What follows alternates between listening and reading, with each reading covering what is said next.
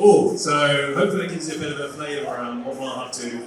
I'll definitely get into a bit more around what hub and our value proposition, how it can be beneficial for independents, gyms alike, to keep growing their business. But I actually want to talk a little bit more today about the corporate wellness market and how I think it's a bit more of an untapped market for gyms to really kind of try and use as an engine for new member growth and helping to receive more of a sustainable, predictable revenue stream.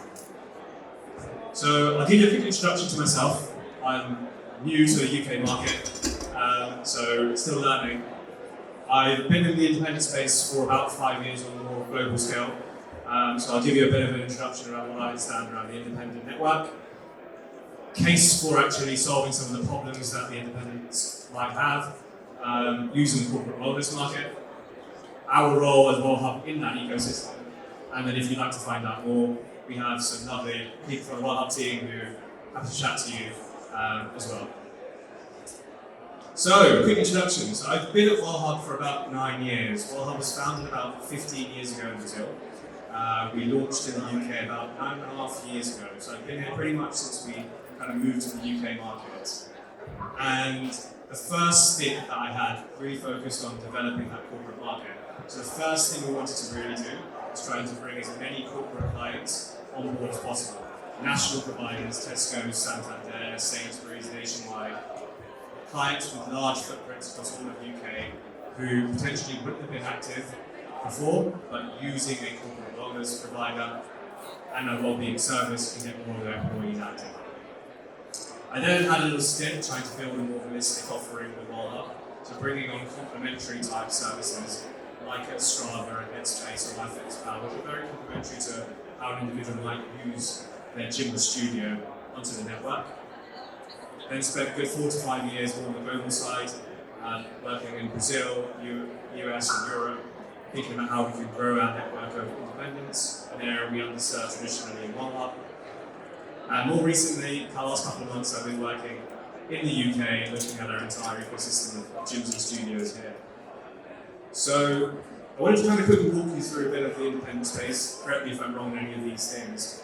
Data is typically taken from UK Active and Measure TV. Of course, we provide the most reliable data we have in the industry.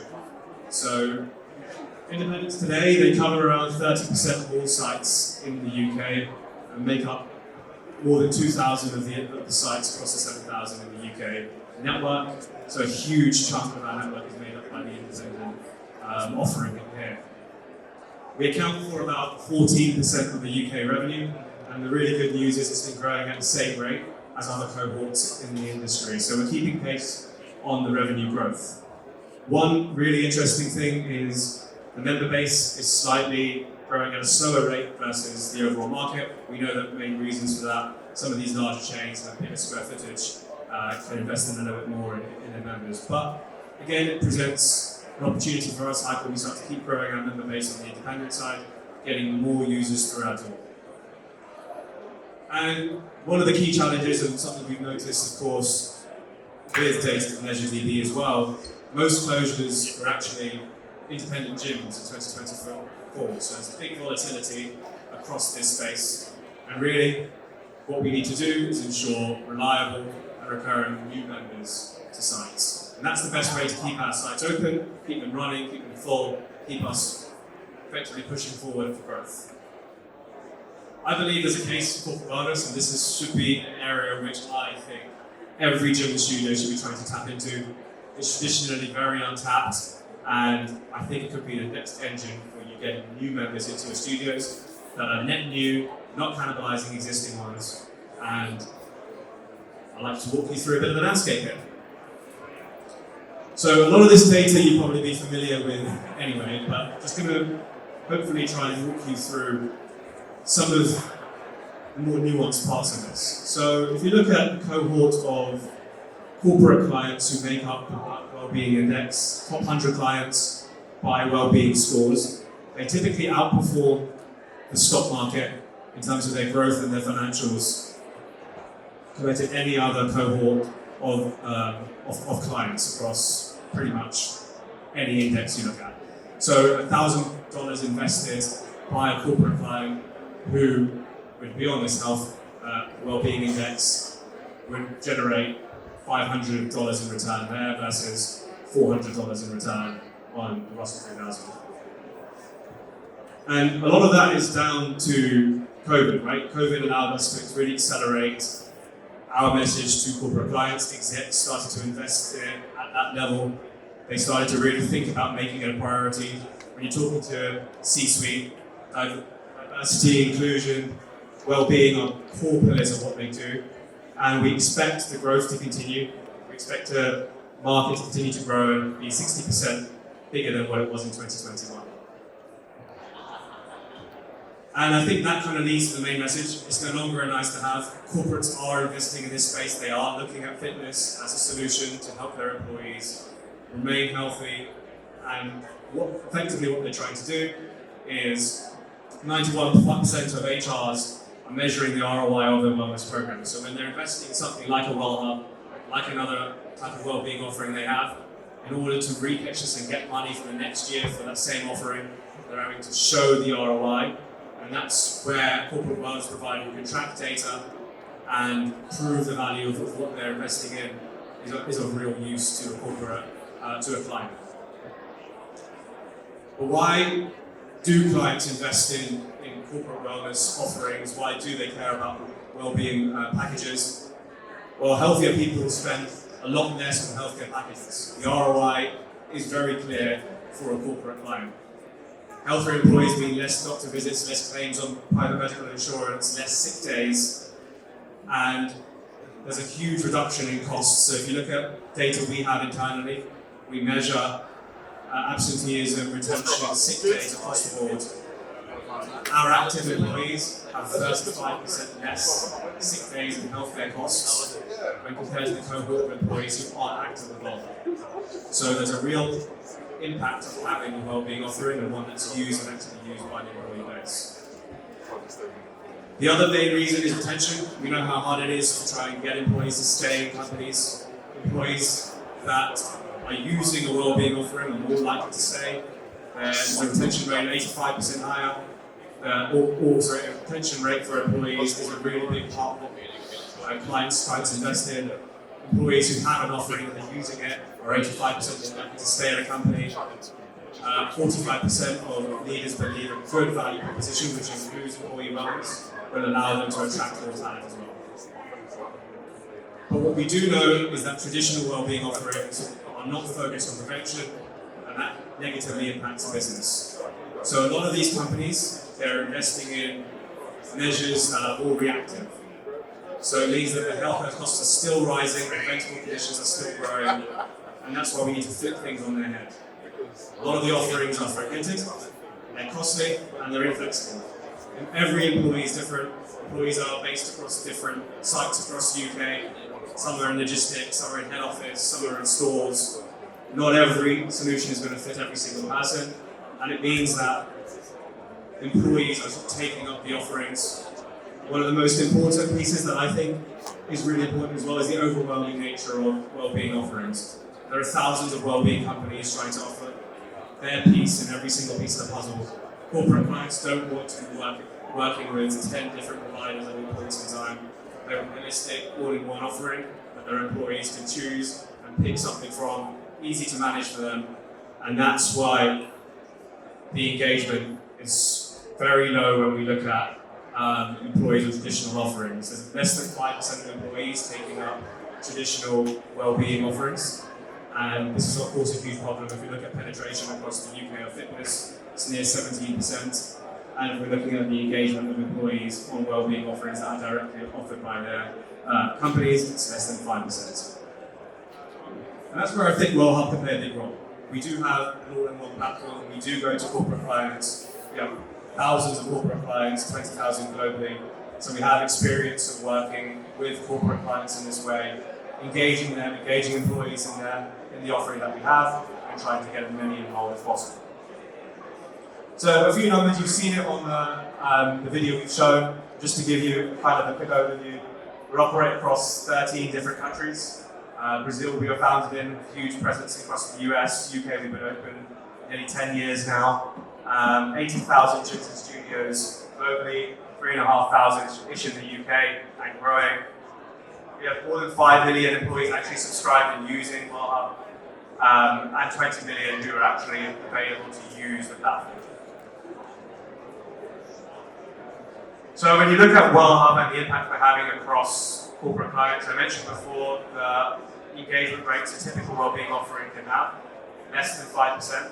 Our average enrollment rate, our entire client base, and we look at sort of where we get to, we can generate nearly 5 times higher adoption rates over 3 years.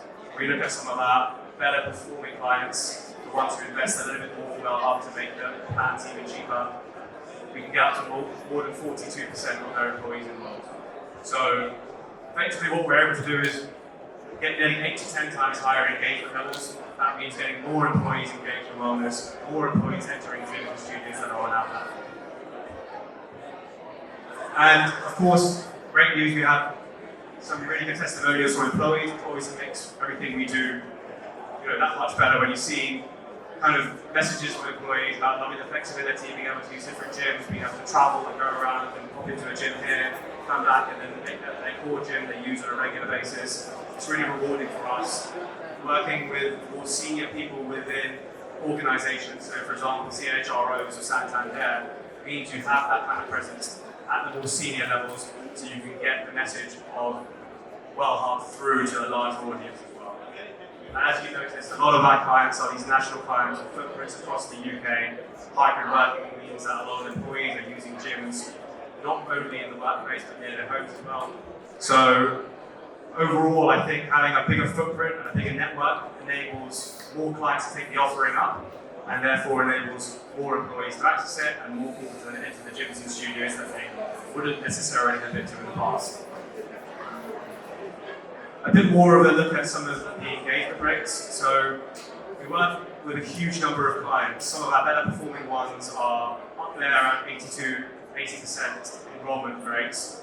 Sort of our average is around 20%. But on average, employees and clients visit around 12 times per month. So we're looking at sort of 2 to 3 times per week they're visiting. They're really regular users. They're using the gyms and studios probably more than a direct member would, which is fantastic because it means that we're paying our partners pretty much a year what they would be getting from a direct member as well. And the really good thing is employers can invest a lot more. So employers who are more engaged, they can spend a little bit more Well Hub. They can make plans even cheaper than what we offer traditionally. So often we have some of our highest performing clients investing 100% of the memberships for their users, which means all of the employees are now going to be able to use their memberships and access the gyms that they otherwise would not have done. For partners, there's a big benefit too. So we recently carried out a survey, a big part of it, our marketing expert here. We kind of canvassed owners and operators across the industry, across our different countries, to understand clearly what are the main trends we're finding here. And one of the really interesting things, 94% of UK providers find partnerships like the corporate wellness provider, I'm not saying Well Hub, general corporate wellness providers access the corporate market as a really highly effective tool for acquiring new members. 89% of UK providers report higher profitability through a corporate wellness platform collaboration, and 94% of UK providers see higher retention rates among their corporate members versus direct members. One of the key things I talk about is the average life cycle of an employee at a firm, 2 to 3 years they stay at that firm. That means you're getting an employee who's coming to a gym and is a member of your gym for 2 to 3 years. The average direct member probably stays with you for 6 months, chopping and changing here and there. So our retention rates, our usage rates, and our overall life cycle of users is a lot longer on the corporate market side than a direct member too. One of the ways we try to drive adoption on corporate wellness side is by having a really well-versed marketing strategy. So digital, we have really good relationships with all our clients. We have in contracts ideas around how often we can communicate with them, what messaging we can include to direct to their employee base. And a lot of what we're able to do is look at where those employees are, highlight the key gyms and studios in those areas, highlight the plans that they're in, and try and drive more users to come to the app, click on it, create plans, and start to visit the gym. So we're a digital-first organisation. We really like to focus our communications on getting direct to the user. And equally, we also do a lot of pop-ups and on-site activations where we can bring partners on site. They can showcase a little bit more around what they're doing in gyms and studios next to corporate clients. And this enables more of that kind of like personal feel to come into activations.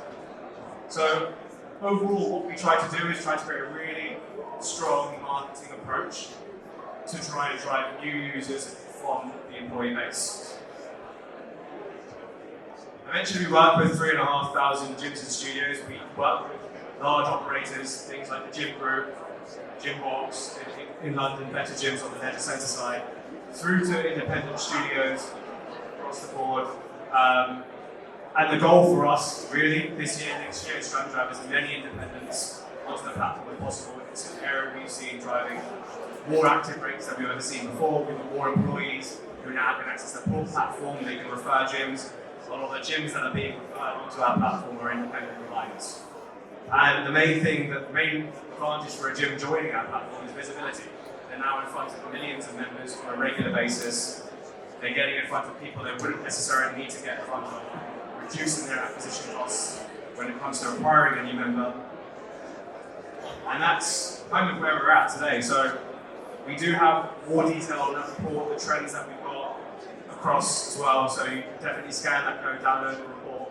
We'll be able to see a bit more of a deep dive on the corporate wellness industry, a bit more of a deep dive on what other gyms and studios are saying about some of the challenges, what's working for them, how the corporate wellness market is helping them thrive. If you'd love to find out more, we do have two amazing people on our team, three even like that. We'd love to have a chat with you as well.